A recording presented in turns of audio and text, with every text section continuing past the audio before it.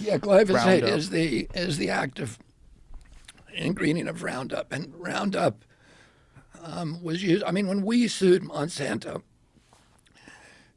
there's a there's many diseases that are linked to glyphosate exposure, including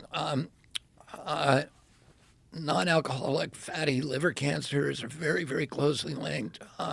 A lot of kidney diseases, and then severe damage to the microbiome because it's designed to kill plants, and and there are structures in your gut biome that are critical structures in your gut biome, which have plant-like metabolisms which are destroyed by glyphosate. And so, what happened is glyphosate and glyphosate was originally developed as a tank scalant. So to scale the calcium and other deposits, metal deposits, rust deposits from the inside of underground tanks.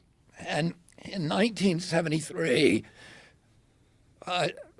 Monsanto had to stop producing DDT because we passed the laws at that time, and that was its flagship product. It needed another product, and it figured out that glyphosate. Somebody at some point apparently threw some glyphosate on the out in the back in the yard, and everything green died where they touched it, where it touched the glyphosate.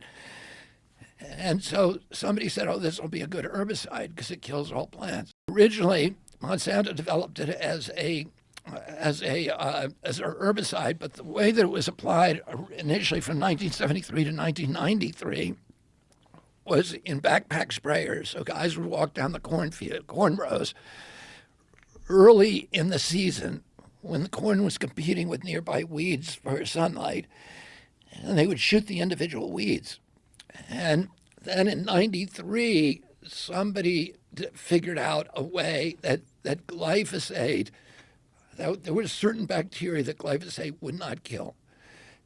And they said we could take a gene out of that bacteria and put it into a corn seed and develop a corn that cannot be killed by glyphosate. So they developed Roundup Ready corn. And that corn, you can pour glyphosate all over it and it will do nothing to it.